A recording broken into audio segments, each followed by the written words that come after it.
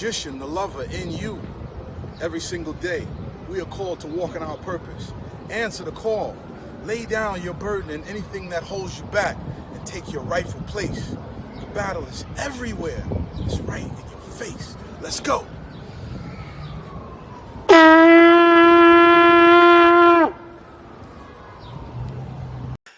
Magnets, crystals, pyramids. Magnets, crystals, pyramids. Magnets, crystals, pyramids.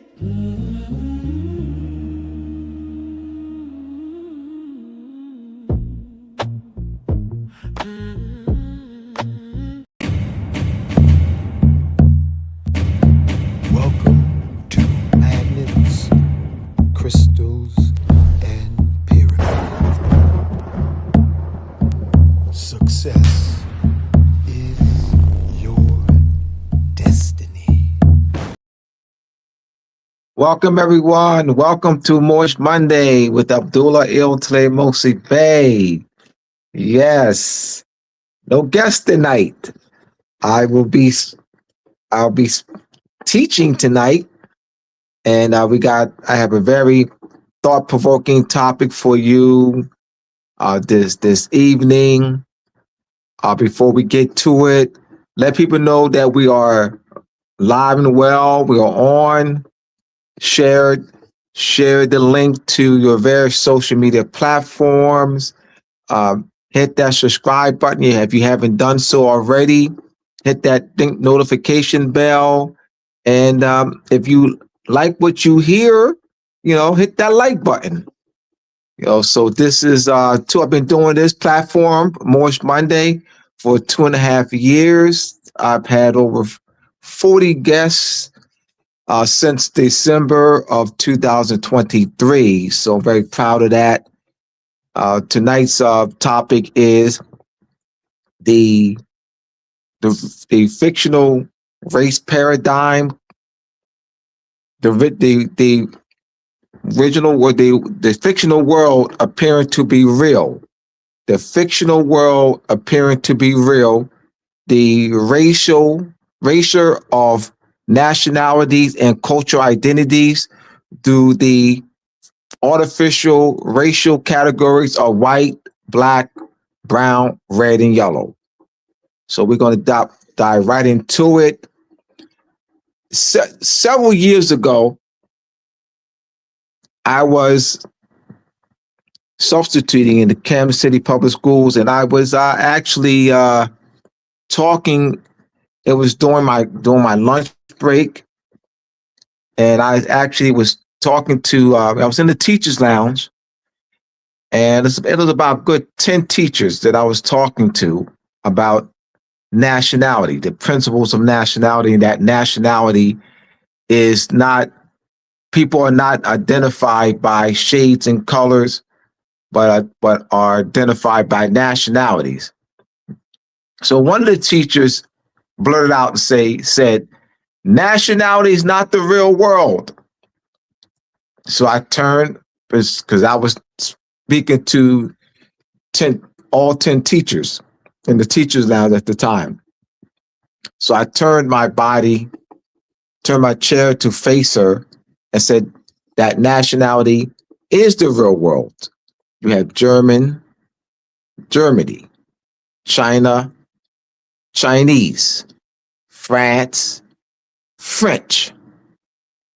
So in chapter 11 of Moors and Masonry Part 2, I had the subtitle, Nationality is the Real World. Or nationality is not the real world. And that's the statement that came from one of the teachers. Nationality is not the real world. Now, why would someone say that nationality is not the real world? What would be someone's thought process to make such a statement that nationality is not the real world? Now, and I had never thought about why she had made such a statement, only that she made the statement. Now, keep in mind that this fictional world of race is bombarded. We have been indoctrinated into this black, white, brown people, black people, white people, and it's so this, and you see it on job applications, hospital records, registration forms, school documents, and you this black, white, this race. So the word nationality doesn't appear on documents that you see. So her concept that nationality is not the real world, though it is the real world, but she doesn't see, in her experience dealing with our people who are classified as black, Negro, colored, that how it can be the real world. Now, she would have never said that to Chinese. So there is some consciousness now. She was not without consciousness, because she would have never said to Chinese that nationality is not the real world. And keep in mind, the only ones that were in the teachers' lounge were Moors classified as Negro, colored, black. There were no Nigerians. There were no Chinese teachers. There were no Mexican teachers. There were no Puerto Rican teachers. There were all the teachers that at the time that the statement was made that the nationality is not the real world, only Moors classified as Negro, colored, black, and African American was in the classroom and was in the teachers at the time. That's important for me to tell you that, because I don't think she would have said that if a Nigerian teacher was there, if a Mexican teacher was there, or Colombian teacher was there, or a Dominican teacher was there, or a Chinese teacher was there. I don't think she would have made that statement. I really do not think she would have made that statement that nationality is not the real world. She only made that statement among, those who she knew would not be offended, because that nationality is not part of our discussions in our communities. It's race. What color are you? Black or white? We got APB. What do you look like? Black or white? What are you? Black or white? What are you? Black. What are you? White. That's all you hear. That's race, white supremacy, white supremacy. Donald Trump's a white man. White people, black people, brown people. So there's no, but this is a indoctrination. So this fictional world has been made to be, appears to be real. It could never be real. White peoples, black people, brown people, that's not real. That's only in the fictional world. So let's look at, just imagine that I am Walt Disney. And as Walt Disney created, Mickey Mouse,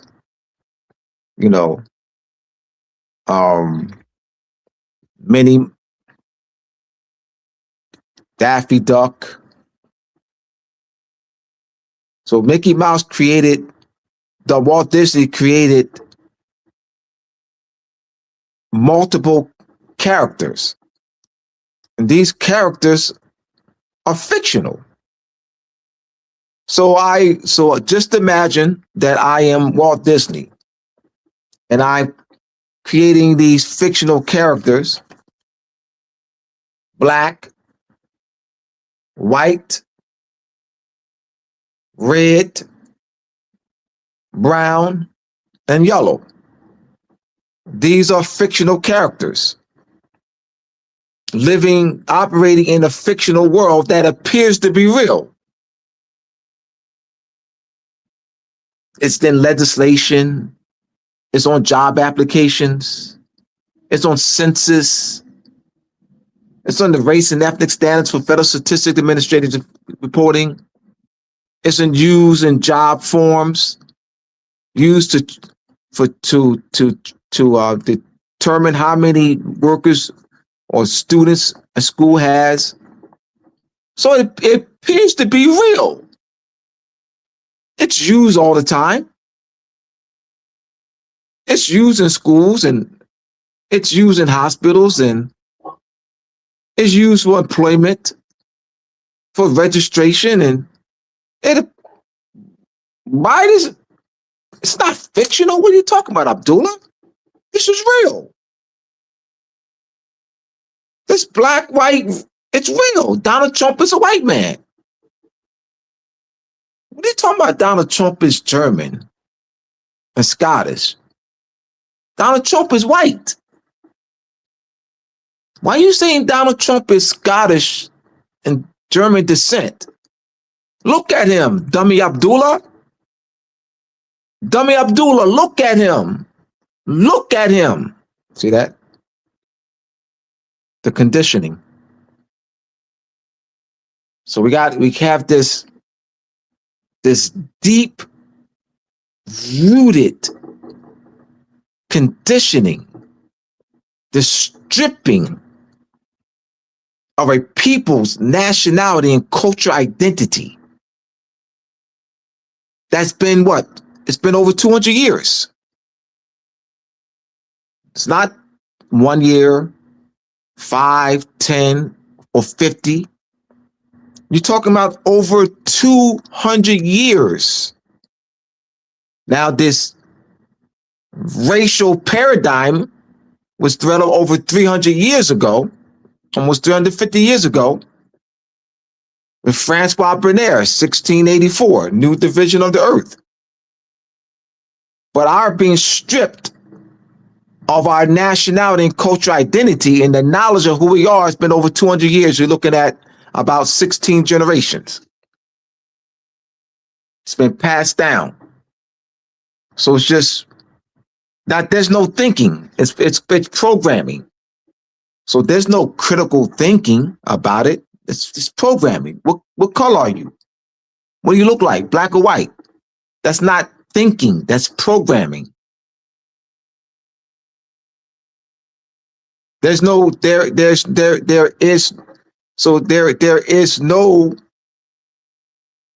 consequentist connection. So let's look at this framework here. And as I'm going along, type your questions in. Don't wait. You don't have to wait to the end because I'll look at the comment section periodically. So if you have a question, if you have a question or comment, type it in the comment section. Because I'll look at it periodically.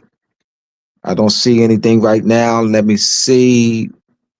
We have Sister Naya on. Is that Andre?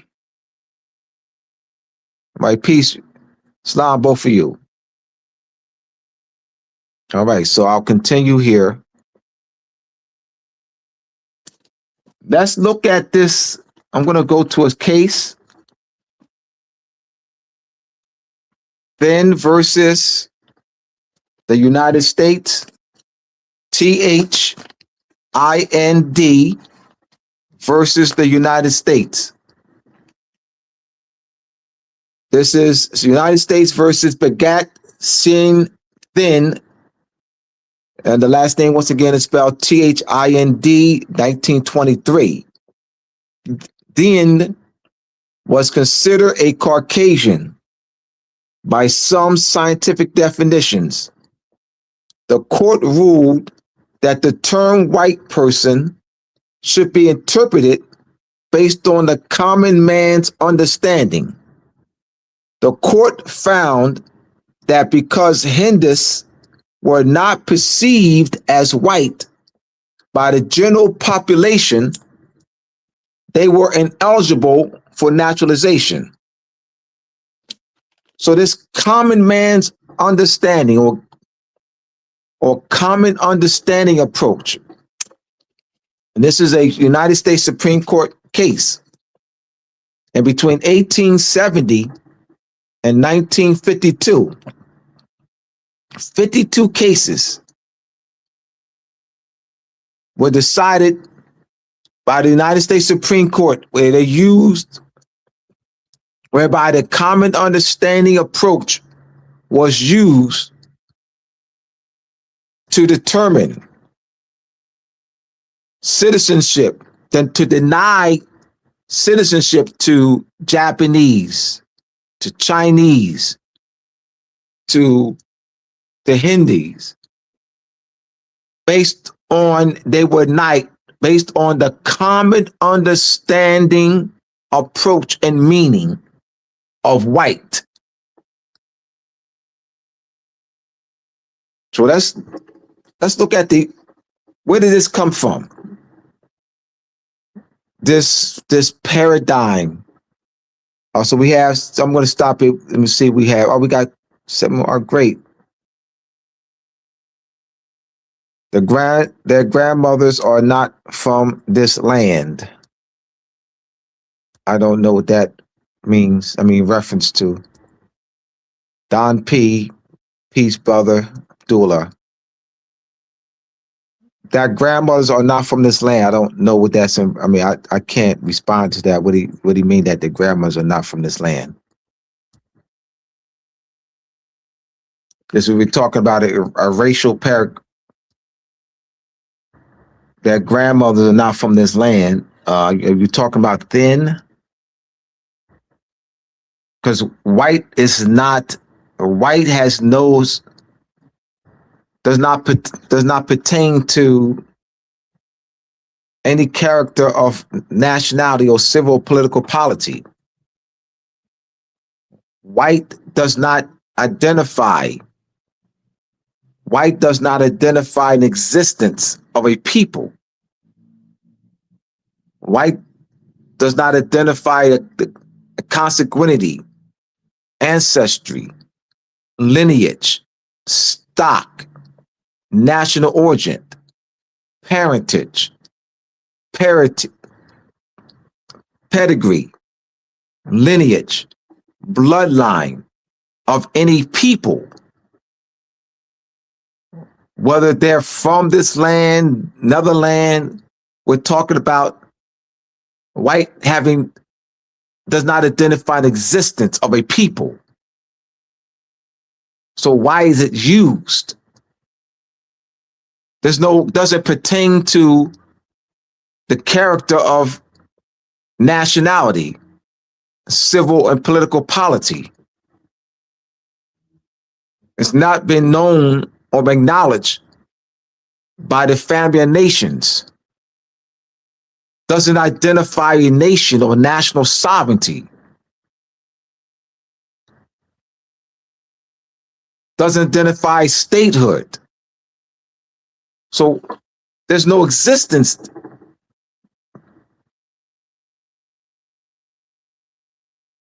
So we're looking at, let's look at what's the origin of this paradigm? Well, in 1684, a man whose name is Francois Bernier, Bernier,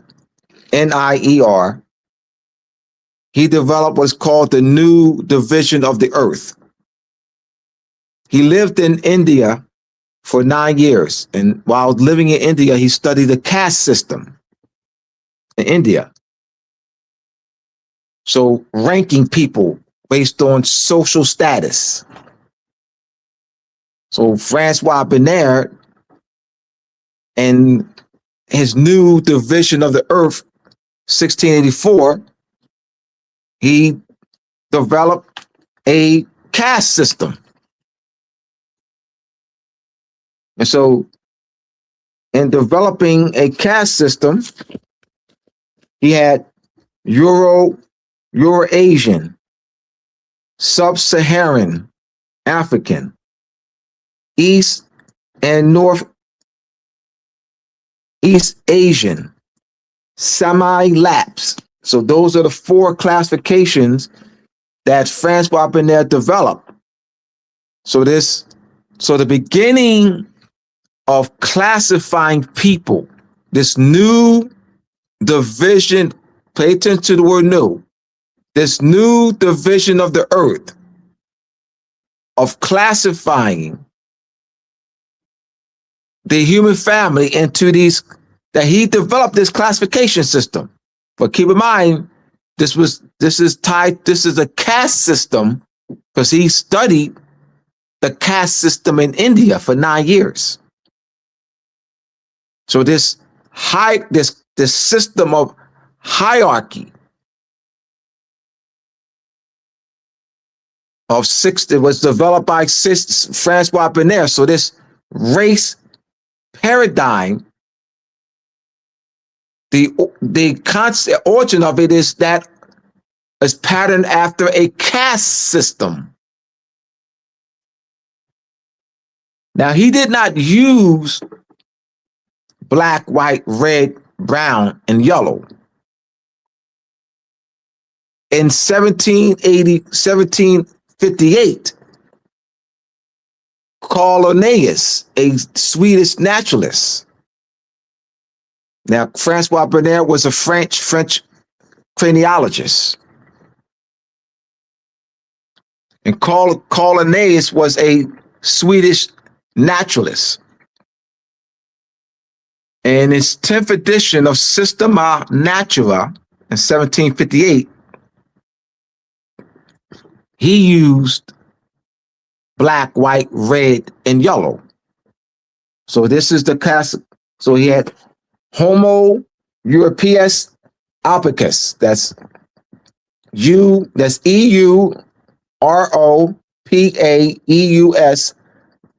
albicus. ALBESCUS, white European. Homo Americanus replicus. Americanus replicus is spelled REBESCUS, reddish skin, red American. Homo Asiaticus lordosis, yellow skin Asian. Homo Africanus Niger, black African. So this is Carl Linnaeus' classification. This is 1758 in his 10th edition of Systema Naturae. In 1785, so now how did the word Caucasian become associated with white, European and white? How does the word Caucasian is related to European and white? Not in its original application, is not. Caucasian are those who lived in a region of the Caucasus Mountains. That's an ethnic group. Caucasian is an ethnic group. It's not European. It's not white. So how did the word white and European become associated with Caucasian? Well, his name is Christoph Miner. Christoph Miner. Christoph, CHRISTOPH,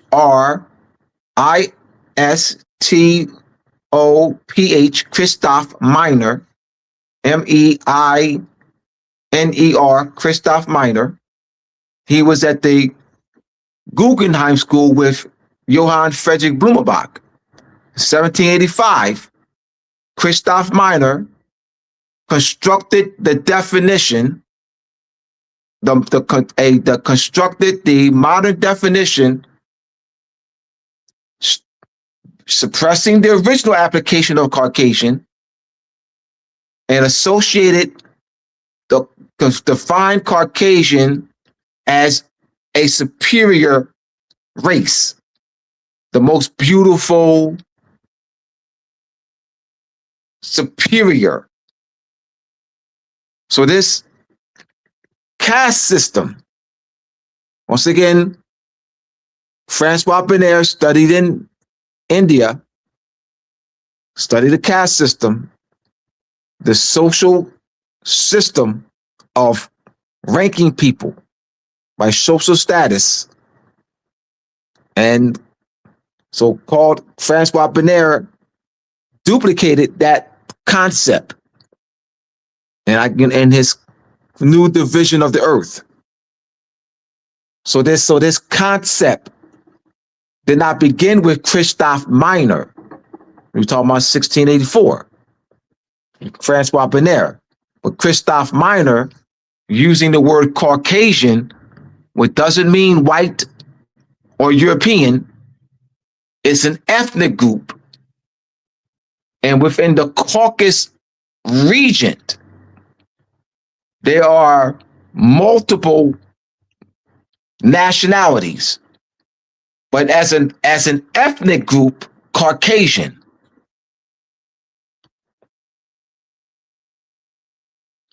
Now, called Johann Friedrich Blumenbach, and by 1784, he had already had 2 editions out of his natural variety on the natural variety of mankind. And Johann Friedrich Blumenbach, the German anthropologist. So you don't hear much about Christoph Meiner. Now, the reason why I hear about Johann Friedrich Blumenbach, because he was well published in his 3rd edition of On the Natural Variety of Mankind. That's when he expanded on Carl Linnaeus' classification system. So Carl Linnaeus had the Europeanus, Homo Europeanus albicus. So what Francois Benaire did was associated the word Caucasian with Carl Linnaeus' classification of Europeanus, Homo Europeus albicus. That was in 1795. And with Carl Linnaeus also added a 5th class. So it's four classifications with Carl Linnaeus. Called Johann Friedrich Blumenbach added the 5th class brown. So he expanded on Carl Linnaeus' work. At the end of 1789, the United States, the first Congress of the United States, this is about 6 months after the enforcement of the United States Congress, United States Constitution. First Congress met, it's called the First Congress that's after the enforcement of the United States Constitution. And their first act was the 1790 United States Naturalization Act. That's the very first act of the first Congress after the enforcement of the United States Constitution. Now, what the first Congress did, they didn't create. They did not create this classification. It already existed. So the first Congress, Homo Europeanus albicus. So the first Congress adopted from Carl Linnaeus' 3rd 10th edition Systema Naturae, 1758. The first adopted Europeanist abacus, free white person, and once again, it was not the first Congress that associated white with European. They adopted that. So be clear, it was not the first Congress. They adopted it from Carl Linnaeus' 10th edition Systema Naturae, 1758, because the classification is already in place. This is empowering. Knowing the origin, it does matter, so that we can speak intelligently on the subject. Identifying the years, the name of the studies, the individuals. It does matter. Because, right, we as a people, we can't speak intelligently on the subject of race. I mean, we do not speak scholastically on the subject of race. People don't speak the way I'm speaking on race. Talk about the origin of it. The origin of it.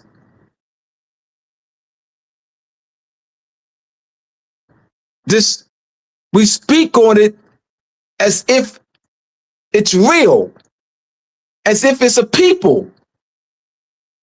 Black, white, red, brown, and yellow. We speak on it as if it ties to consanguinity, ancestry, lineage, pedigree, national origin, descent, stock, existence, national sovereignty, having character of nationality and civil political polity. We speak as if it identifies existence of a people. So that's what I mean. I'm being very clear. We do not speak intelligently on race. We speak as though it identifies a people existence. And it does not.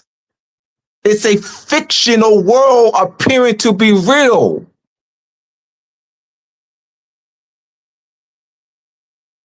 So there's no remedy or returning a people to their original status and condition as long as our people stay in the fictional world. Because the fictional world maintains our subjugation, maintains the stripping of our nationality and cultural identity. There's no remedy, meaning there's no returning our people to our original condition and status. There's no land right claims. It's a fiction. So do the Europeans live in it too? Yes, they do. But they created it and control it. All right. If we created it and control it, we can live in it too. And we'd be good. Like, we will be fine. Like, we will be fine living in the fictional world that we created and control. So let's say the tables were turned. The tables were turned. And we stole the Europeans' birthright. We stole Donald Trump looking people's birthright. We stole their birthright. We stole their land. We conquered them. We're subjugating them. So we created this race paradigm. But we created it and we control it.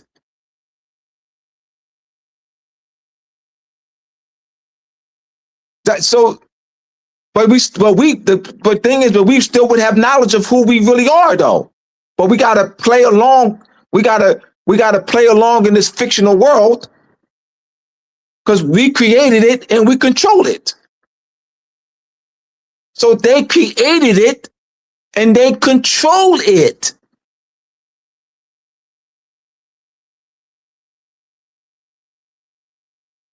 See, they don't.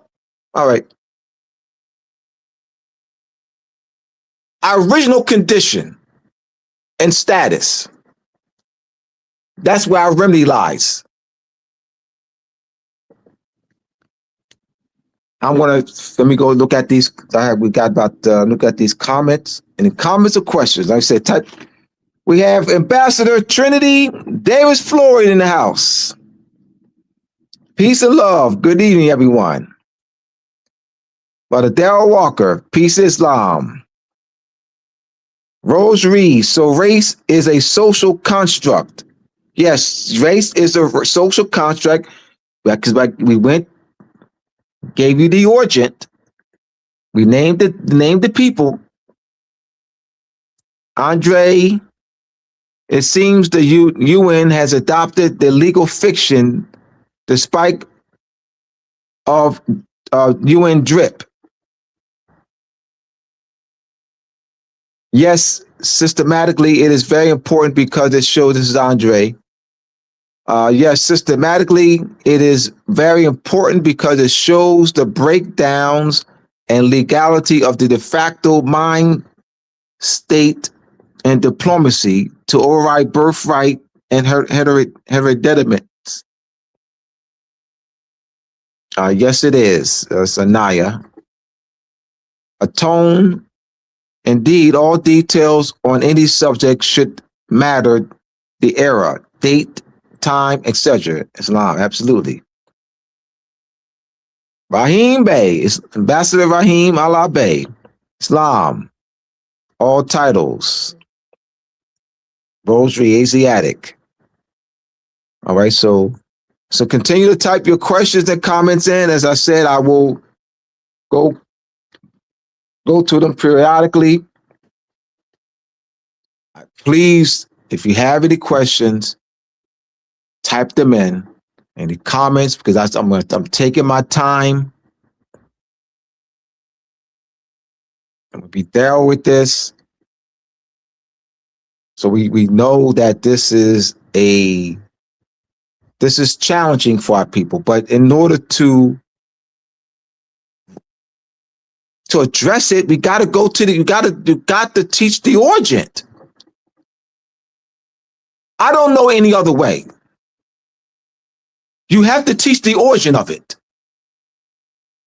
You have to and teach the origin of it. They'll see that is a fiction. The origin. Francois Benaire, he's studying in India. Studying the caste system. Even look at the caste system in India in the 1600s. Because that's what he studied. So this is important. So in order to address this, you got to give the people the knowledge of the origin of the race paradigm. They think it's real. Black, white, red, brown, and yellow. Black people, white people, red people, black people, white people, brown people, black people. Those are the three. And so you don't hear much of yellow people and red people here. It's black people, red people, white people, brown people. They think it's real. They think it identifies a people. That people are identified by their complexion and think that's real. Donald Trump's a white man. Why do you say that? What do you mean, Dummy Abdullah? Dummy Abdullah, why did you ask me why I called Donald Trump a white man. Dummy Abdullah, isn't it obvious? See that? See the fictional world appearing to be real? Like there's no thinking. It's conditioning, not thinking. We're not dumb, so I'm not calling our people dumb. All I'm saying is we've been conditioned. It's not thinking, it's conditioning, it's programming. It's not teaching, it's programming. Because white does not identify an existence of any people, their ancestry, lineage, descent, genealogy, consanguinity, stock, national origin, parentage, pedigree. Like white doesn't identify a clan, doesn't identify a tribe, a kingdom, an empire, a nation state, national sovereignty, a cultural identity, a national flag, a national seal, a national constitution, a national coat of arms, a national origin, a land. Doesn't identify existence.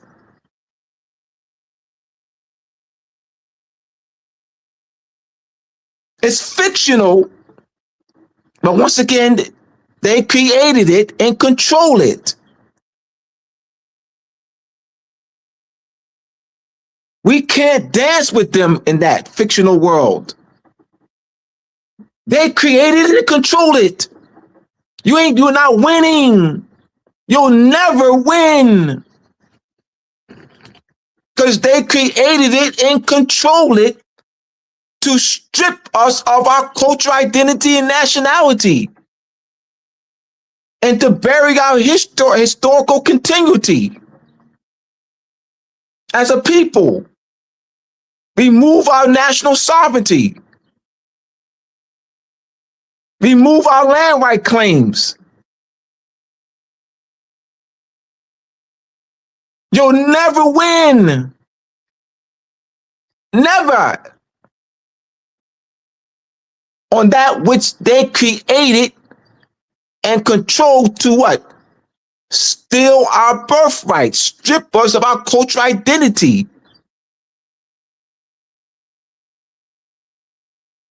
And nationality.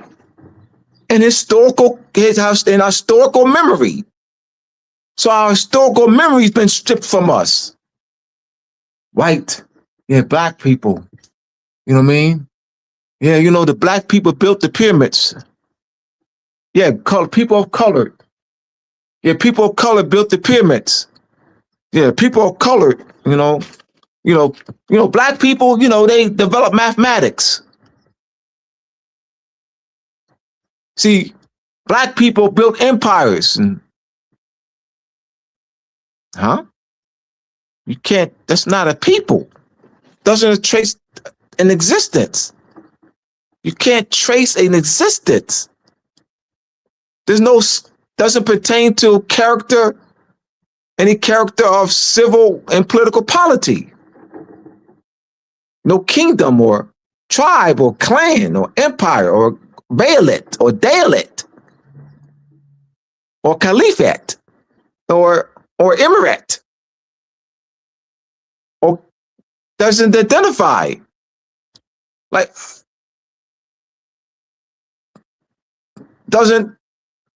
can't trace where that identifies a national sovereignty, where they negotiated treaties and into trade and commerce, built empires and trade routes. It's like as if you wiped off the planet. It's a cultural erasal. a removing of a people's sovereignty. And disconnecting them from their historical memory, their political power and political protection. It prevents them from returning to their original condition and status. So there's political ramifications.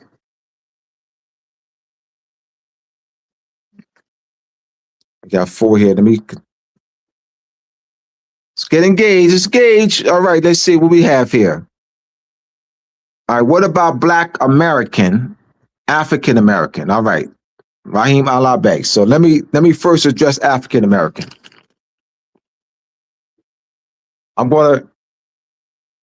African American has no character of nationality, does not pertain to any character of nationality and civil and political polity.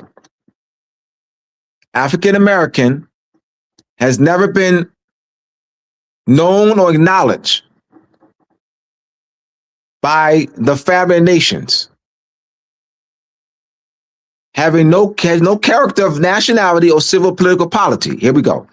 African American. Africa, continent. So African American, that constitutes 3 continents. Write this down. African American constitutes 3 continents, an isthmus, and adjoining islands. Continent of Africa, continent of North America, 2 continents, continent of South America, 3 continents, an isthmus, I-T-H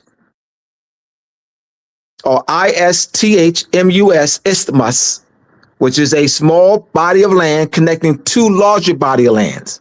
That's Central America, and then you have the adjoining islands. So within the continent of Africa, there are 54 nation states. We have North America, Canada, United States is a nation state, and you have Mexico. Then you have Central America. You have South America, and they are nation states. So African American does not pertain to any character, of nationality or civil political polity, because the term African American embodies over 100 nation states. So, but the term itself has no character of nationality or civil or political polity. The term African American does not identify a national sovereignty. The national sovereignty will be identified like Mexico, Canada, South Africa, Burkina Faso, Dominica Republic, Cuba, Costa Rica, Suriname, Nicaragua, Burkina Faso, Niger, Mali. Those names have partaking of the character of nationality and civil and political polity. African American does not identify a national flag, a national seal, a national coat of arms, a national constitution. It has no character of nationality and political polity. It's never been known and acknowledged by the family nations. See, the laws, it doesn't have a character of nationality and political polity. That's the key. It's like, all right, we thinking all right, it's better to be called African American than black. How? Like, neither one has. Let's look at this, my brothers and sisters. Thank you, Raheem. All right. See, I'm not black. I'm African American. Neither one has any character of nationality, civil, political polity. That's the whole point. Like it has no character of nationality, civil, political polity. It does not identify national sovereignty. So therefore, there's no protection under that. There's no connection to a nation state. Doesn't identify a national origin or a nationality of a people. There's no national sovereignty that identifies with that. See, that's the point there. Not, well, it's more dignified, but the whole point, it has no character of nationality and civil political polity. It's never been known or acknowledged by the family nations. Let's stay within the political constructs. That's emotional. I'm not black, I'm African American. Or somebody says, then you tell, you bring black down. Well, I'm African American. And so as if that's better. How? Neither one has any character that pertains to any character of nationality or civil political polity.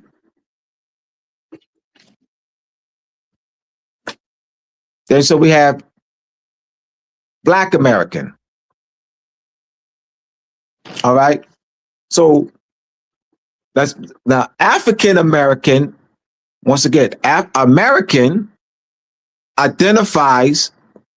constitutes two continents, an isthmus, two continents, an isthmus, and the Jordan Islands. But it does not, right? So an African man, and then Africa, the continent, but it does not pertain to any character. So there's no legal, you could not have a legal bond. It does not where identify that you have a legal bond to a nation state. Because that's the whole point there. African American. It doesn't identify you have a legal bond to any nation state. You're stateless? You're stateless. Stateless person. So then the Hague Convention of Stateless Person kicks in because you said African American because it doesn't pertain. You're stating that you don't have a legal bond to a nation state. I'm staying there. Let's still with the law matter. Let's deal with the concept of international law principles regarding nationality. All right, here we go. Nationality in the context of international law. Elements: legal bond, rights and duties, state jurisdiction, diplomatic protection. African American does not tie to, there's no elements, does not contain any of those elements.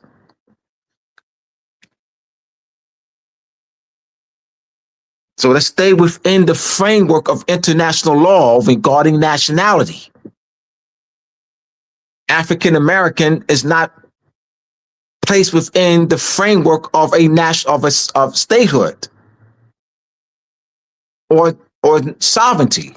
Let's stay within the framework of international law regarding nationality. So now, of course, Black American. We already know about American. We broke that down. But Black doesn't even identify a continent.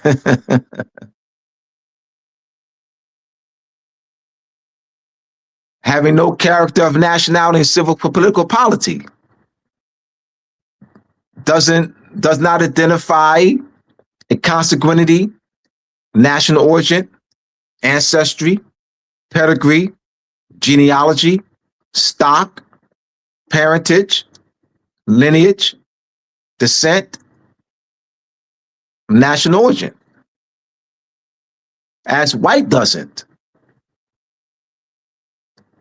See, all right. We can, I'm going to stay within the framework of international law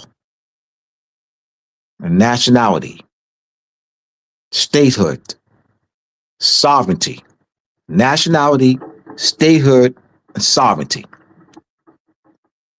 So we can say, well, white means pure and ruler of land, but keep in mind, in the framework of nationality, statehood, and sovereignty, I want to stay there. I don't want to get off track. I'm not going to get off track. I'm not going to go into it, rule of the land and, purity and all that, because we have to teach our people the framework of nationality, sovereignty, and statehood. We have to be right, so that we can be restored, so that the legal force, so we can be restored, return to our original condition and status, so that we can be brought back into the family of nations. So my going into white means purity and rule of the land, and white means it's not going to get us back to the family of nations. So I want to stay within the international law framework of nationality, sovereignty, and statehood. I will never move from that. Y'all can talk on white means purity and rule of the land. That's y'all. Y'all keep that. Y'all keep that. I know where I was before. I know that. But that is not going to get us reconnected to the family of nations. Because that's what matters. Restoring the protection. Restoring the international recognition. Bring us back into the family of nations. That's what matters. That's where I'm staying. That's all that matters.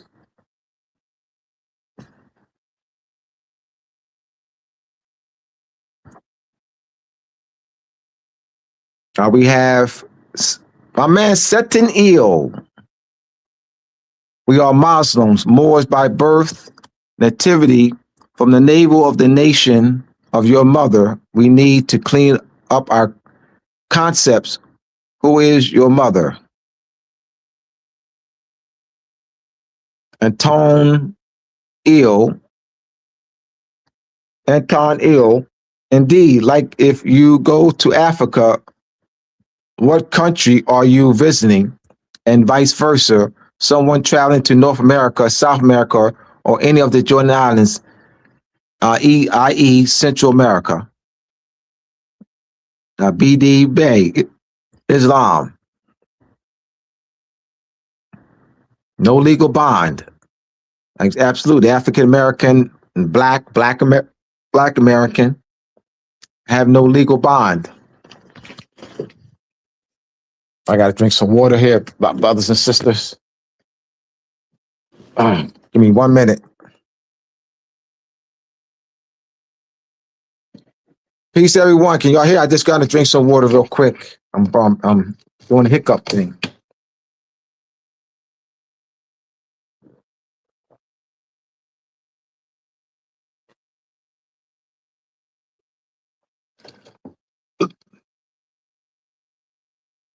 I'm doing hiccups. I was doing hiccups. So it was, all right. Thank you. We have a question. Do we have a comment here? All right, Postliminium, returning to the threshold. The threshold Post-limit is threshold, after the threshold. So returning to postliminium is this the status that there is a suspension, not loss, but a suspension of your rights. And so whatever status you were at the time of your captivity, whatever your status was at the time of your captivity, you will be returned to that status. You'll be returned to your original condition and status. Whatever that status was at the time of your captivity, you will be returned to that original status and condition, post-liminium. You're captured. Now you are released. You return to your original condition. So what that means is your rights are not lost, they're just dormant. They're dormant, and you just return. That's post-liminium.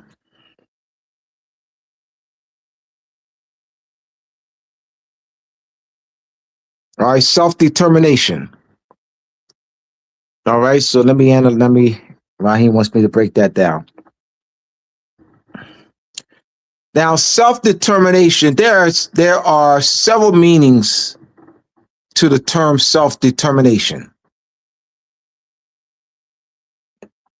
President Woodrow Wilson was the one that pushed that. Now, let's look self-determination and looking at the framework of self-determination. What I want y'all to do, thank you, Raheem, is analyze the framework. And like I said, there's several meanings for self-determination. And I want you to look at the framework of sovereignty and statehood. So do the elements of self-determination closely relate to the elements of the framework of sovereignty and statehood? So I don't want us to run with the self-determination without really studying. Keep in mind, there's several meanings. Raheem, you get a chance, post those articles that I sent you 2 weeks ago to your WhatsApp on self-determination on your Facebook page. So Raheem Alabe is going to share those articles, if he can, those links to his Facebook page. I don't know if you can share it, if you can put it here. I don't know if you can put links here.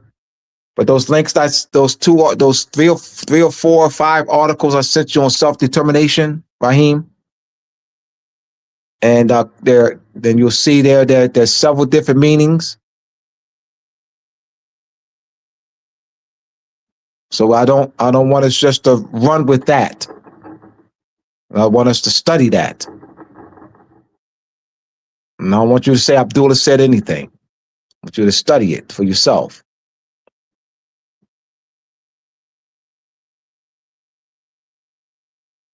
Yes, they will fight you about it. All right, reversion to sovereignty. All right, so reversion to sovereignty. All right, all right. Thank you, Raheem. Now,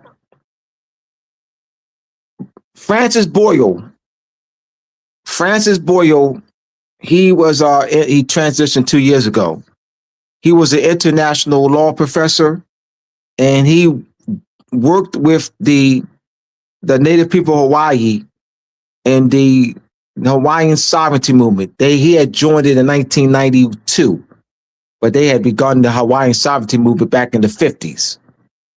So he had joined in assisting the native people of Hawaii in the Hawaiian sovereignty movement. So what he did was in instructing the native people Hawaii and assisting them and their move to recover their lost Hawaiian sovereignty. He pushed for them to file a case in the United States Supreme Court, self-determination case in the United States Supreme Court. Remember, keep in mind, the native people of Hawaii, their original condition of status is that they belong to the Kingdom of Hawaii. United States, the Kingdom of Hawaii, in the 1850s and 60s, negotiated treaties with the United States, France, and Great Britain and other nation states. They were already in statehood. They were already a state. They already negotiated treaties. They were part of the family of nations. So Francis Boyle instructed and worked with the native people of Hawaii, and then starting in 1992, and filing a case, a self-determination case. Huh? That's a foreign court. Self-determined. That they were already part of the family of nations. So let's say, all right. So they were denied, and so what? So let's say United States Supreme Court. Yeah, the United States Supreme Court made a ruling that the native people of Hawaii has a right to self-determination. Understand? Follow me, my brothers. Let's think. So let's say that United States Supreme Court made the ruling that the native people of Hawaii have the right to self-determination. All right, let's think. I come to your house. All right, I say to y'all, I'll speak to Anaya. Sister Anaya, I say to you, Sister Anaya, you can go into your refrigerator. I say to you, Anaya, you can go into your refrigerator. What would that mean? That it's not self-determined and inherent. It's not self-determined and inherited. If Anaya can only go in the refrigerator, like I give to it, here it is. Abdullah Iltale Mosi Bey authorizes Sister Anaya Bey to go into a refrigerator. Look, man, and Sister Anaya goes, man, woo, man, Abdullah, he authorized me to go into my refrigerator. Oh, wow, man, he came down. Oh, man, Abdullah authorized me to go into my... And Rahim Allah Bey says to Anaya, Sister Anaya, are you aware that that's your refrigerator? This is your house, and this is your refrigerator. You don't need no authorization, no ruling from Abdullah. You don't need the native people of Hawaii. You don't need any ruling, nor should you have gone to the United States. It's your sovereignty cannot be determined by the United States. Yes, the United States subjugated y'all in 1893, but the United States, that your right to your sovereignty cannot be determined by the United States. Like you going to the United States Supreme Court to make a ruling. So that means it's not inherited or self-determined. If the United States, a foreign court, the state that subjugated y'all, making a ruling that you have a right to yourself, to self-determination, no, it's inherent. Y'all decide that for yourselves. It's inherent and self-determined. So, all right, United States makes a ruling. Native people ain't got a right to self-determination.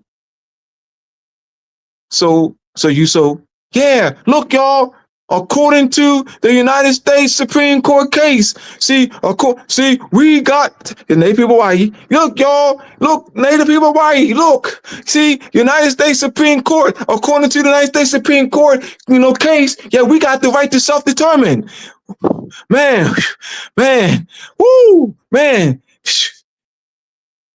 And I come along,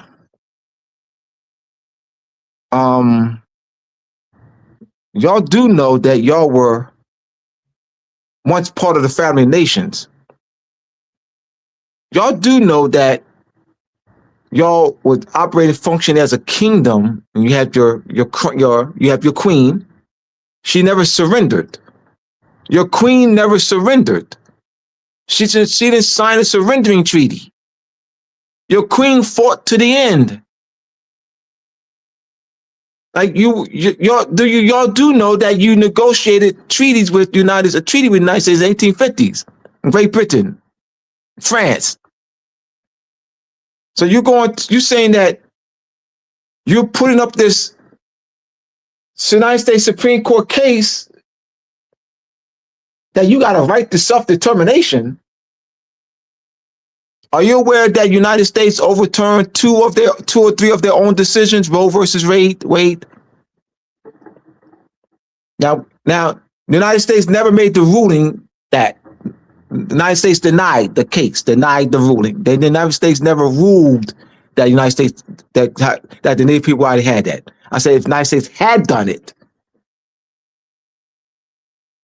but the United States didn't make the ruling that they had the right.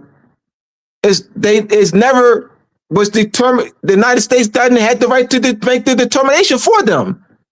They have the inherent right for them.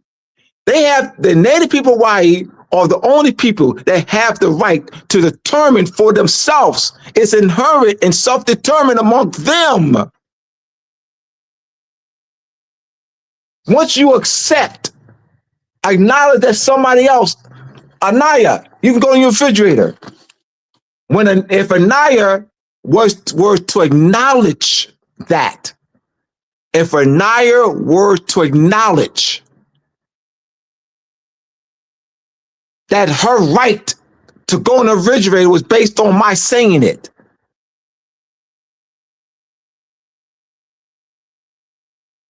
that means what? That ain't self-determined and inherited.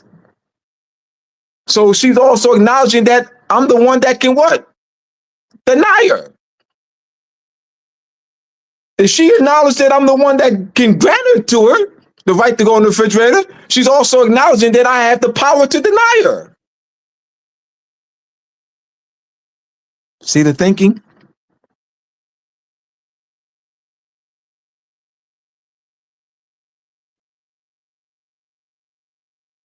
Exactly, Anaya. Right to move around my house. It's my house. Exactly.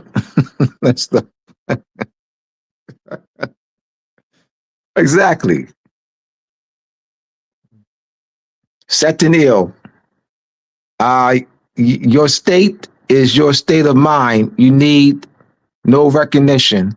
They recognize your state of mind when you recognize it. And that is the state of mind of your ancient foremothers and forefathers. Anaya obey. Someone else is giving me permission. Exactly. It's mine, but someone told. All right. Anton ill. Indeed, because she would not be independent and free to determine that herself. Exactly. and under control of another person's will. Exactly. Now we're thinking. This is what I want. This is why I take my time to spur thinking.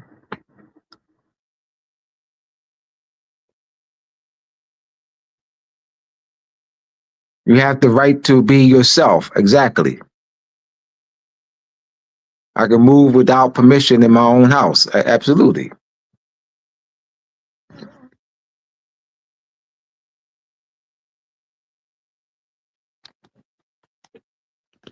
All right, let me see what I can read next.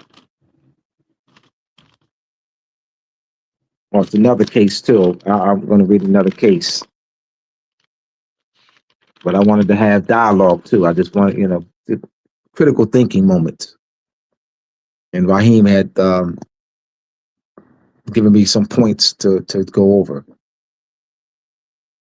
Ozawa versus United States.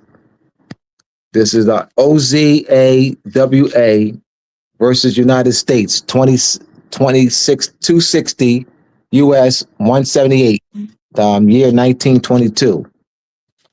The term white person, as used in revised stats 2169 and in all the earlier naturalization laws beginning in 1790, applies to such persons as were known in this country as white in the racial sense.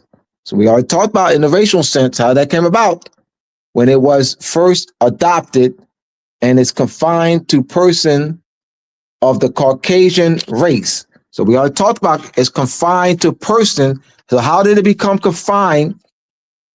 How did white become confined to persons of the remember, Caucasian is not a race. That's not this original application. But how did it become confined? How did white become confined to the Caucasian race? 1795. His name is Johann, German anthropologist, Johann Friedrich Blumenbach. His third edition, 1795, third edition on natural variety of mankind. See what I just did? The year, the name, his study, all right, called his discipline, his profession, German anthropologist, his nationality, German, see German, his profession, anthropologist. 19 is third edition, means it was two before. First edition being 1775. Third edition, 1795, on natural variety of mankind. That's when he associated Caucasian with Europeanist white. Europeanist albitus, which was the classification that Carl Linnaeus established in his 10th edition of Systema Naturae, 1758. So that's when he was confined. White was confined. So what did Congress do? Put it in legislation. That didn't begin with Congress. Congress just put it in legislation. That didn't begin with the United States Congress. It being confined to white. Congress put it in so the Supreme Court case, they're going to what?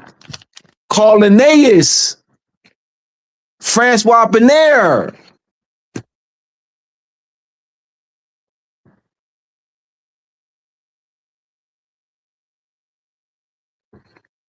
United States Congress was not the one that constructed the paradigm. They adopted from an existing paradigm.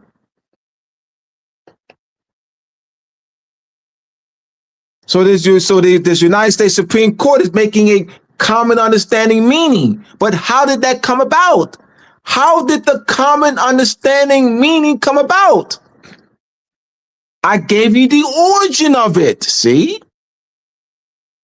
It being confined. The origin on the natural variety of mankind, like 1795, third edition of Natural Variety of Mankind, Johann Friedrich Blumenbach.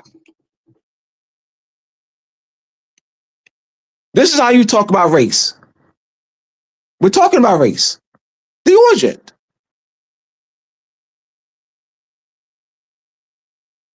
How they're talking about race in the public. As if it's real. If they're people. Black, white. Are we talking about race? See, they're talking in the construct of the fictional world. As if they're people. As if black and white identify people. As if black and white identify an existence, national origin, consanguinity, nationality, stock, ancestry, parentage, pedigree, descent, genealogy, national sovereignty, national flag, national constitution, national seal, national coat of arms. They talk, and it doesn't. They talking as if it's real. They talking, yeah, black, white, black, white supremacy, black, white. They're talking as if they're identified, as if they're talking about people.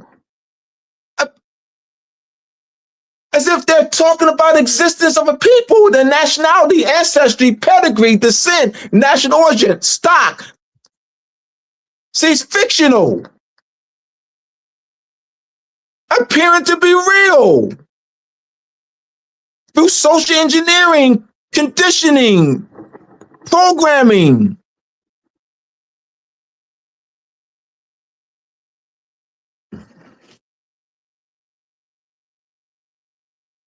Mahogany Essence.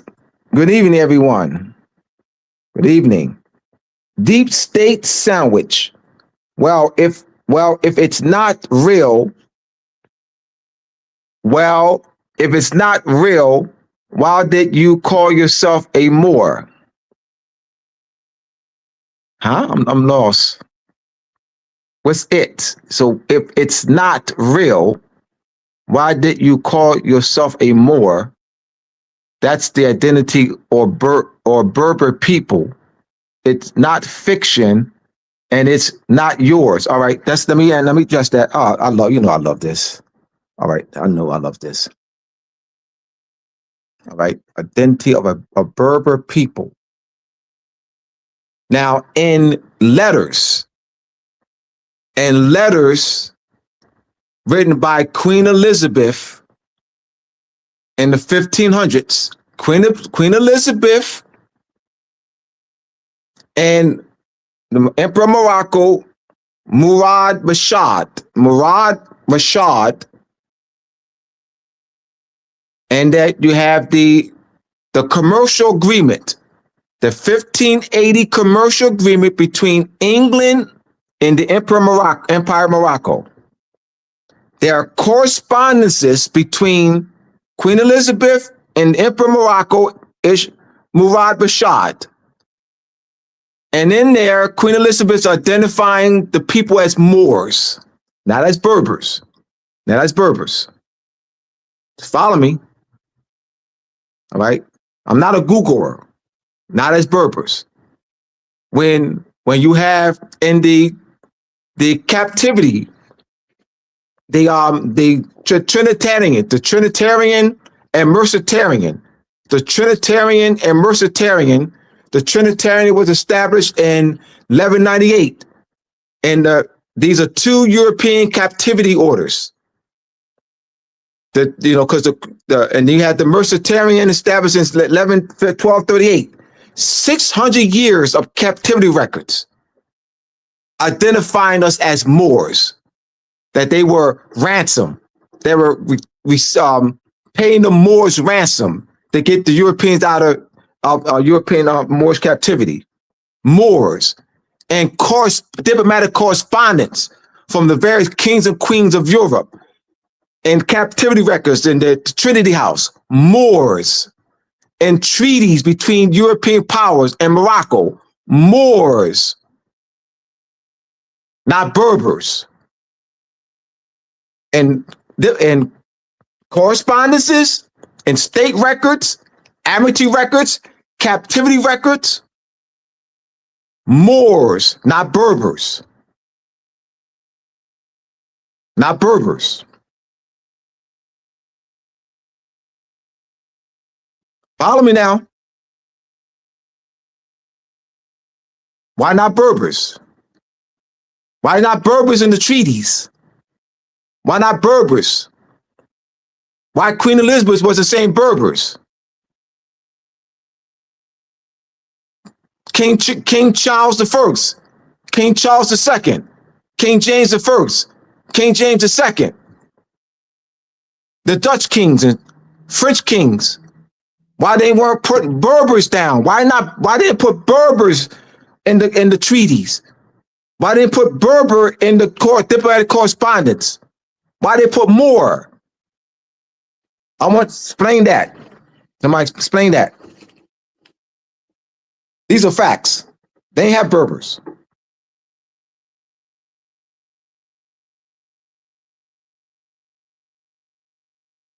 In the 1952 case between France and the United States in the International Court of Justice, the most favorable nation case, the case summary, there were 3 types of treaties that France used, that was used to determine the extent of the United States extraterritorial jurisdiction in Morocco. 3 types of Moorish treaties, not Berber treaties.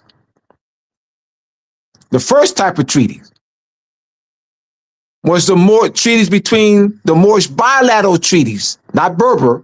Don't say Berber bilateral treaties. The Moorish bilateral treaties between 1631 to 1892 with 10 European countries. Why doesn't it say Berber treaties? Why Moorish treaties? Why not Berber treaties? So somebody got to answer that. You got to answer that. Got to answer that.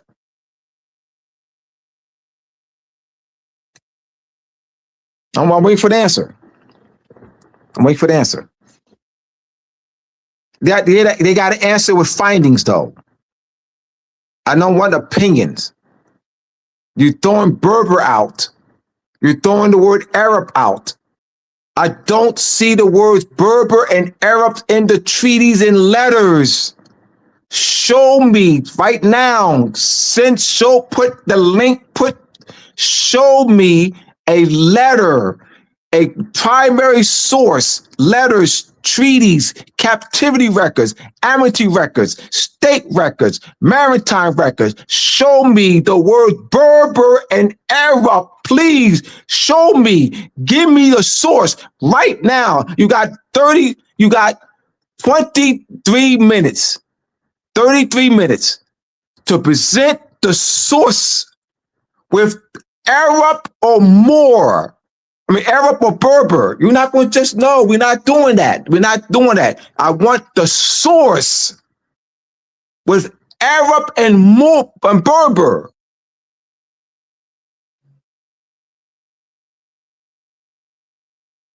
Records, United States records, kept with Moors. The treaties between the diplomatic correspondence letters that I have in Moors and Macy Part 1 and 2.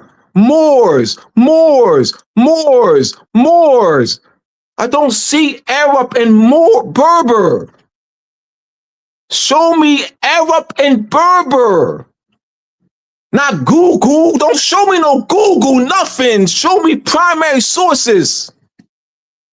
Don't show me no Google nothing. Don't show me an article on Wikipedia. Show me the actual, go to state records, amity records, captivity records, maritime records.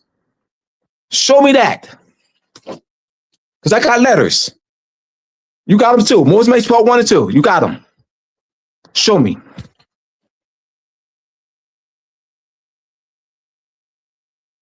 I'm waiting. All right, we got 30 minutes to show us. Let's present the reference. Present the source. Let me go and move on. No, I'm defending our Moorish nationality for our people. I'm not allowing that. I will challenge that. I will tear that up. I will tear that up. I will challenge anyone who comes like that to present the findings. That's it. That's all I want to see. I will challenge anyone, anytime, anywhere, any place to present the findings with Berber and Arab.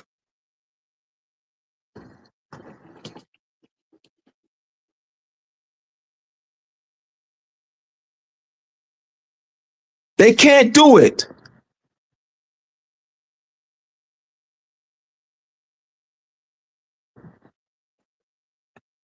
Anyone dare do it? I guarantee you're gonna talk some other be crap. You're gonna talk doing other stuff. No, I want primary source. That's it. There's no back and forth.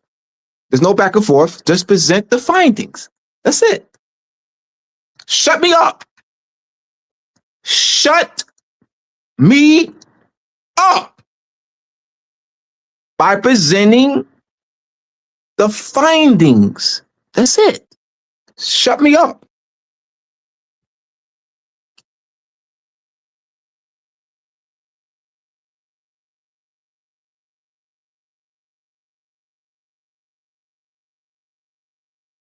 All right, so any other questions or comments?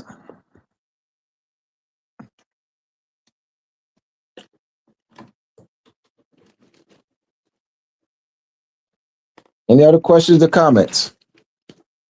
All right, so let me all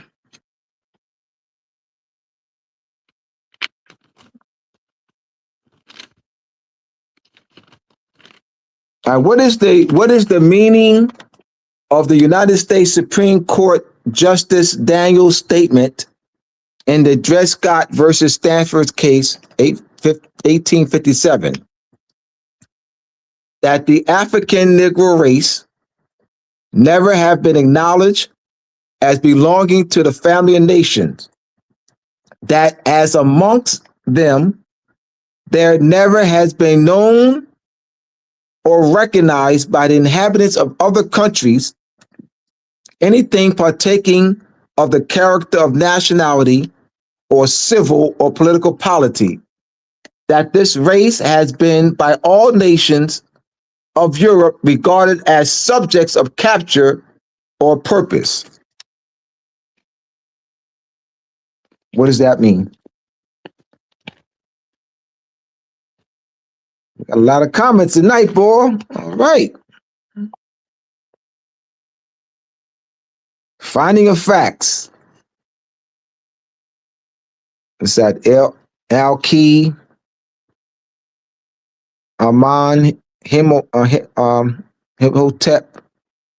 Hope Bay, 22. But Abdullah, what is the difference between, all right, what is the difference between Moroccan and Moorish? All right, now, in letters and diplomatic correspondences, I actually see both. I see in treaties, Moroccan and Moorish, or in Moor. All right, so you're looking at the, Moorish is the adjective, so Moroccan, you're just looking at different spellings. But that doesn't identify two distinct people. Moroccan and Moorish doesn't identify two distinct people. I actually see the use of both of them in the various diplomatic correspondences, state records, amity records, captivity records. The Emperor of Morocco. All right, so let's look at it. All right, I'll give you one. The Treaty of Peace and Friendship. The Treaty of Peace and Friendship between His Imperial Majesty, Emperor Morocco, and the United States. So you have Morocco there, but in the treaty you have more. Articles 22, 23, 24, you have more. I just gave you a reference that has Morocco at the heading, and then in the actual body of the treaty, more. I got to give you all references. I just can't, by opinion. I got to give references. I got to refer to some findings. Then I'll draw my conclusions from the findings. So how do you draw your conclusions? How do you draw your conclusions? From what? Findings.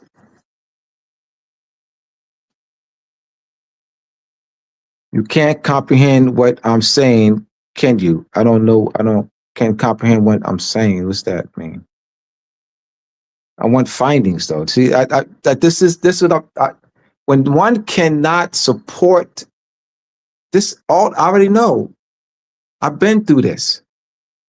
When one cannot present findings, they do this. I already know that. I know the strategy because you don't have the findings. It's called deflecting. You're deflecting because you don't have the findings. I'm calling you out. It's called deflecting because you don't have the findings. And he's going to call me a name. He's going to resort to name calling. I've been through this. He's going to resort to name calling because he doesn't have the findings. Then I'll become a name. I got it. I get you.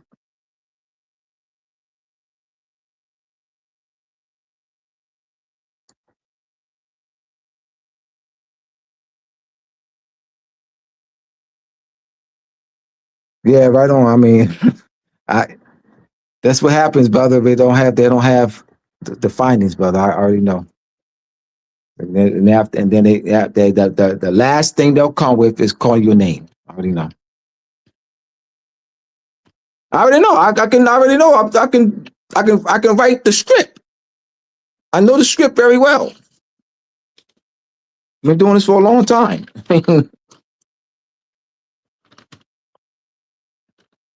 Continue to put your questions in. Like I said, we're going to go until 9 o'clock. I'm just looking for.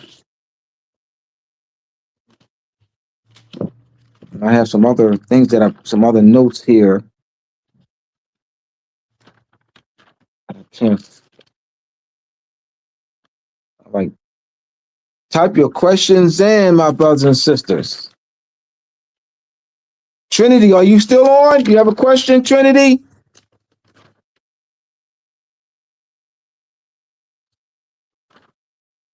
Ambassador Trinity, are you still with us? You have a question?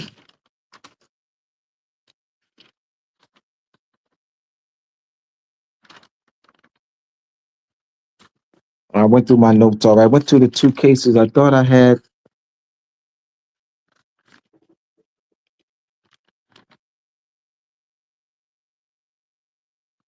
All right. Humans could be divided in varieties. All national differences in the form and color of the human body run so insensibly by so many shades and transitions. This is in there's a 5-part naming system. This is Johann Friedrich Blumenbach as 5-part naming system in 1795. Humans could be divided in varieties. Quote, all national differences in the form and color of the human body run so insensibly by so many shades and transitions one into the other that it is impossible to separate them by any but very arbitrary limits. Arbitrary limits, not even scientific. So you have the Caucasian or white Mongolian or yellow race, Malayan or brown race, Ethiopian or black race, American or red race. How has Francois Bonner, Carl Linnaeus, and Johann Friedrich Blumenbach's works been used to maintain the international act of subjugation of our people?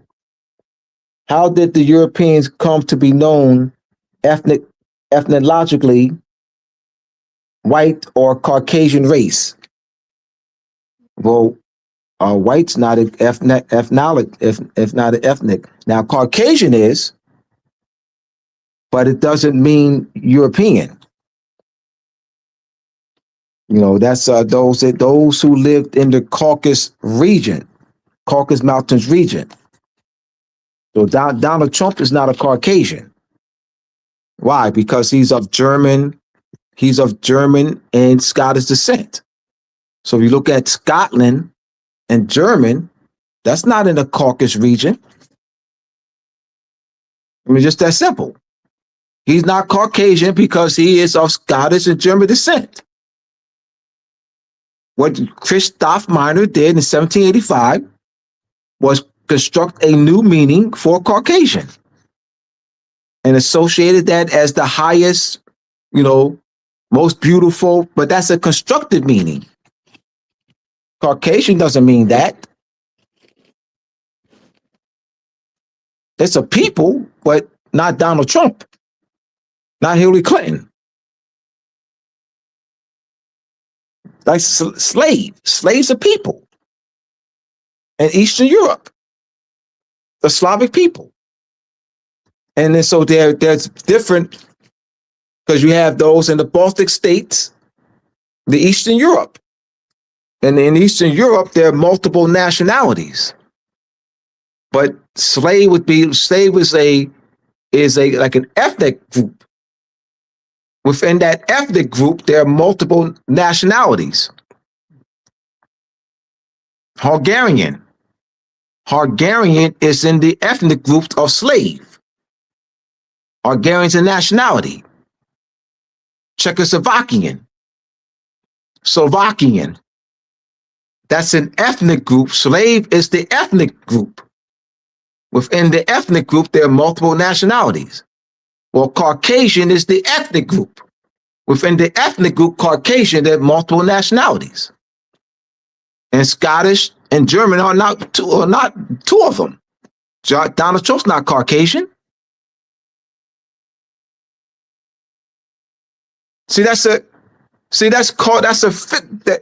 Its current use.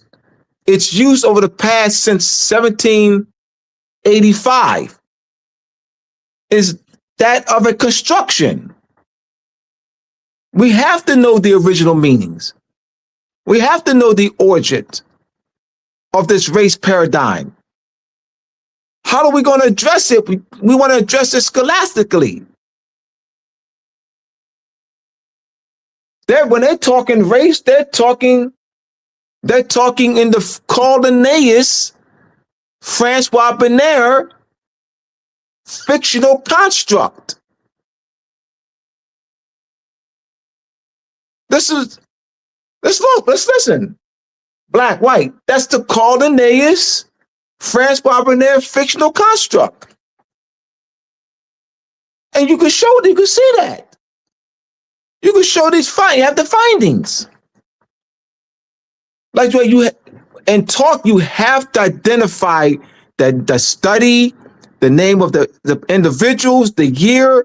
You have to so that like you have to present it in that manner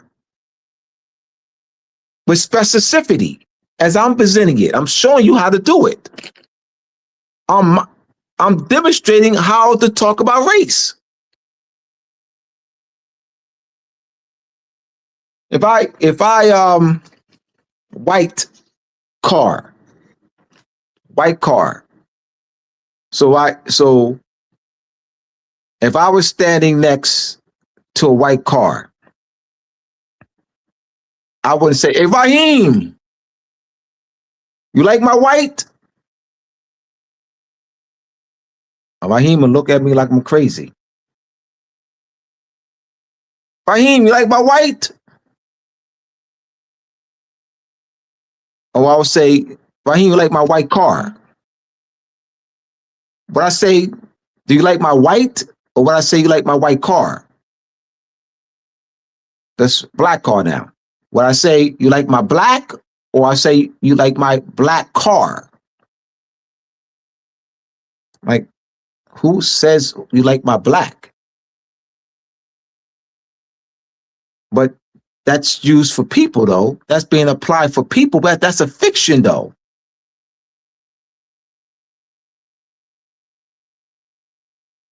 That's a fiction. That's a stripping of our nationality, cultural identity, removing our national sovereignty, the burial of our historical memory, the stripping of our land right claims. It prevents us from returning to our original condition, and status. Are you put a message? All right, let me. All right. Trinity, people think I am white, but I am African American. I have to tell people that through the bloodline, I look like my grandma and aunts.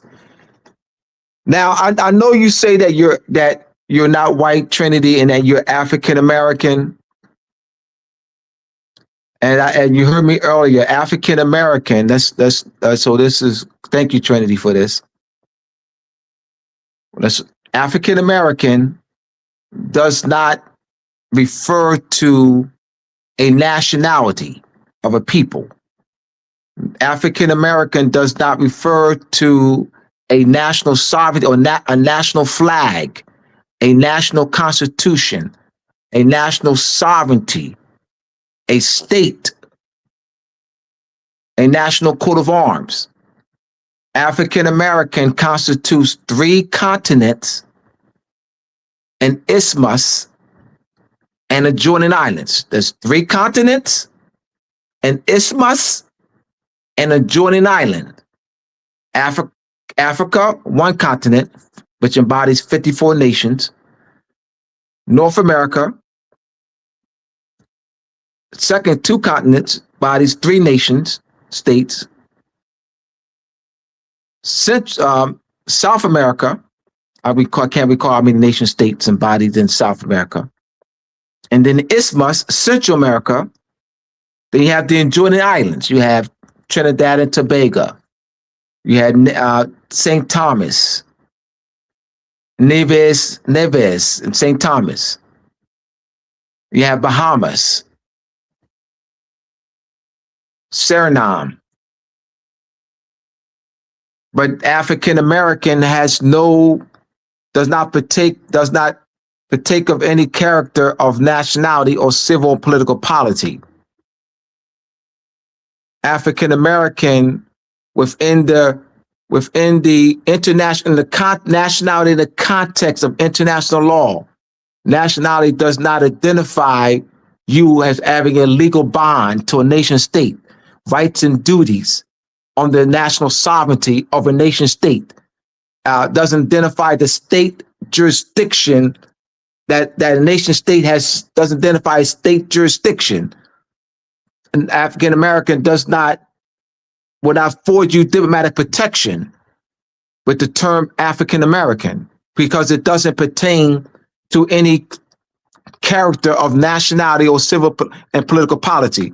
This is the best way for me to explain it, Trinity. Within the nationality, within the framework of international law, within the nationality, statehood, and sovereignty framework,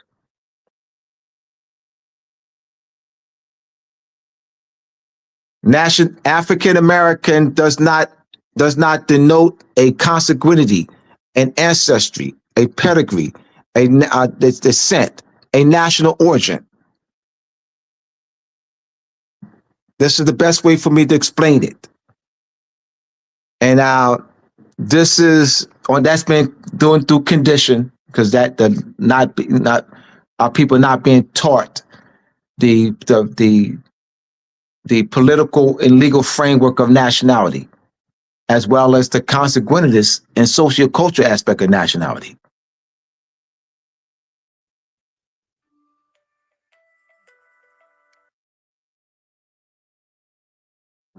All right, so we have 10 minutes here. Did I provide some clarity? Did I provide some clarity, Trinity? This is what you say now. I know I'm clear on that. That is what you said, but I want you to be clear on when you say African American. I want you to know that African American constitutes 3 continents, an isthmus, and Jordan Islands. So I want you to go to a world map. You get a chance. The continent of Africa, continent of North America, continent of South America, the Isthmus, Central America, and then Jordan Islands. And I want you to look at the nation states within the continent of Africa, the nation state within the continent of North America, the nation states within the continent of South America, and the nation states within the Isthmus, Central America, and the nation states within the Jordan Islands. Each of them have their national constitution, national flag, national seal, national coat of arms. Each of them have embassies and consulates in different parts of the world. Each of them have representatives, ambassadors, and consuls, and consul generals, and charge d'affaires. Their foreign representation. So each of them have their foreign agents in different parts of the world. Each of them have, their representation in the United Nations or ambassadors to the United Nations. But African American, because it doesn't pertain to any character of nationality or simple political polity. Trinity, this is the best way for me to.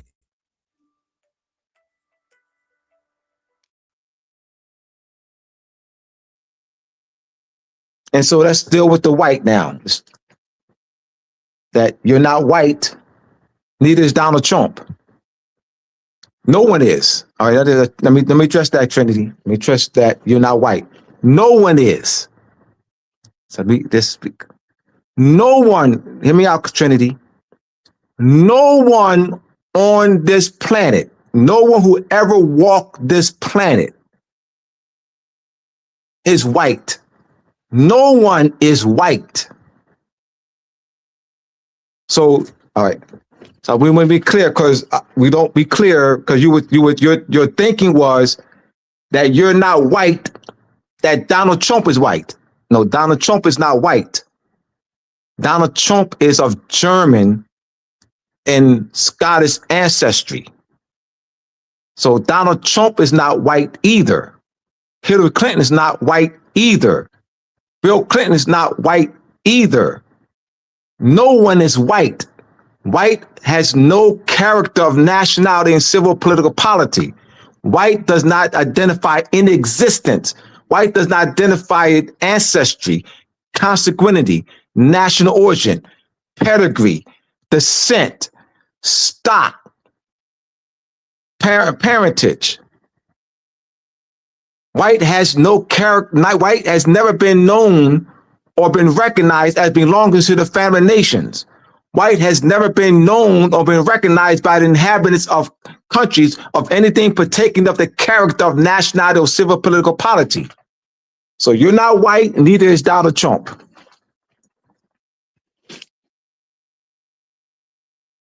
Okay, I will study that. Absolutely. Absolutely.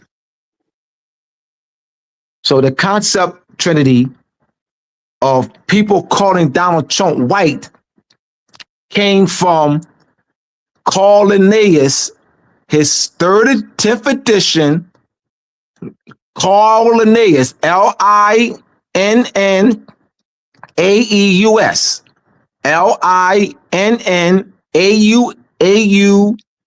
Linnaeus, Carl Linnaeus, a Swedish naturalist. His 10th edition of Systema, Systema, Naturae, Natrae, Systema Naturae, his 10th edition, 1758. He was the one that used black, white, red, and yellow and associated that in 4 continents. They're using that for humans. Europeanus albicus. So this people referring to Donald Trump as white because of what his skin. That concept has an origin. That is, his name is Carl Linnaeus, 1758, 10th edition, Systema Naturae.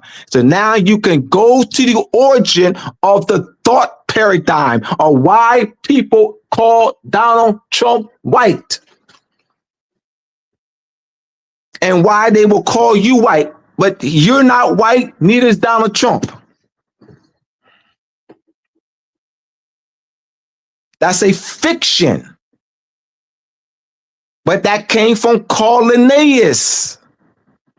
This is good for you, Trinity.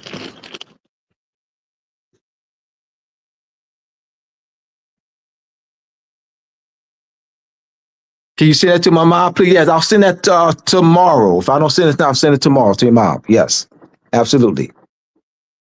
You know what? I can send it tonight because I already have it written out. I already have it written. I just go to my notes section, my phone, Samsung Notes. I'll send it tonight. We got 5 minutes. All right, we got slow mode. Johann Friedrich Boombach, Carl Linnaeus, and Francois Benaire ignored and hid their dark-skinned African Moorish Twa Mbutu Kwashan came in 2000 grandparents to brainwash and divide humanity.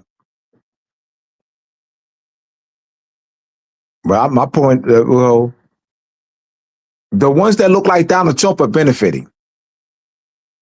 The ones that look like Donald Trump are controlling it. The ones that look like Donald Trump are benefiting. So I'm not going to play. The ones who look like Donald Trump are controlling it and benefiting from it.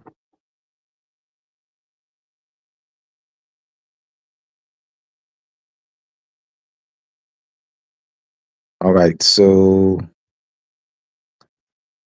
Islam broke down the meaning, and one should see the above shows no difference. A Moroccan is a Moor. Moor is a short for absolutely. But I wanted to give sources too that show that there was absolutely, brother Atan Hill. Good job.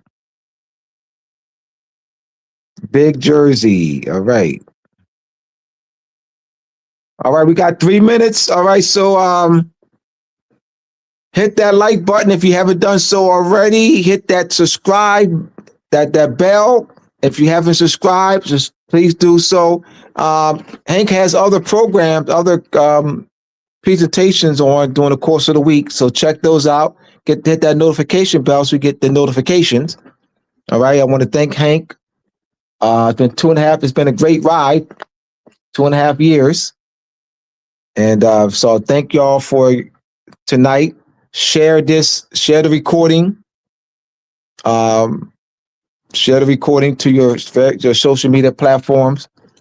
I trust I did some good in providing some clarity, providing some strong references and some strong that you can move forward with this knowledge base and to talk about race from a scholarly perspective. Because the discussion of race, that's a fictional world. That's not a scholarly discussion of race that they're having in the public. And now there's no scholarly discussion of race. That's a fictional world. The Europeans maintain control with how they're discussing race. But how I'm discussing race tonight now, this is how we strip them. We stripped them.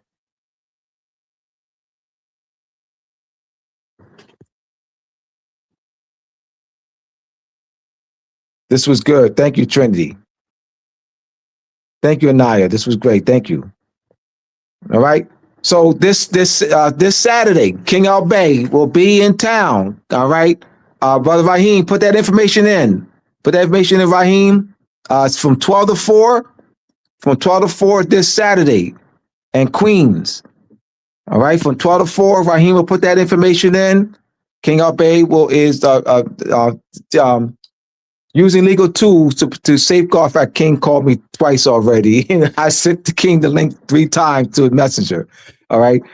Using legal tools to protect and safeguard our communities. This Saturday. All right. The week is here now. We've been marketing this for about 4 months. The week is here. So looking forward to seeing King for the second time. It's a song for the first time in person. It's May 12th, May 18th, 2024, as he came here to Philadelphia for the Moorish Nationality Conference. King is here. King, you called me twice. I sent the link to you, man, twice to your messenger. All right, King is on. All right, so King will be in the house in Queens, New York, Jamaica, Queens. We'll be arriving on Friday. All right. Raheem, put that information in. We'll post in the flyer. So thank you, everyone. Peace.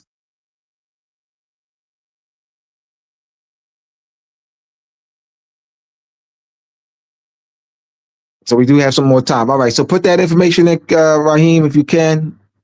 We have time. We have Richard Amun Rabe, Islam. We got a lot of good comments tonight. Very active. That's what I want.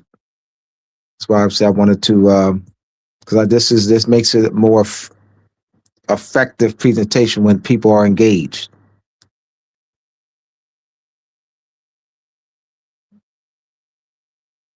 So that gives me an idea where the audience is. All right. All right. Peace, everyone. Assalamu alaikum. Peace.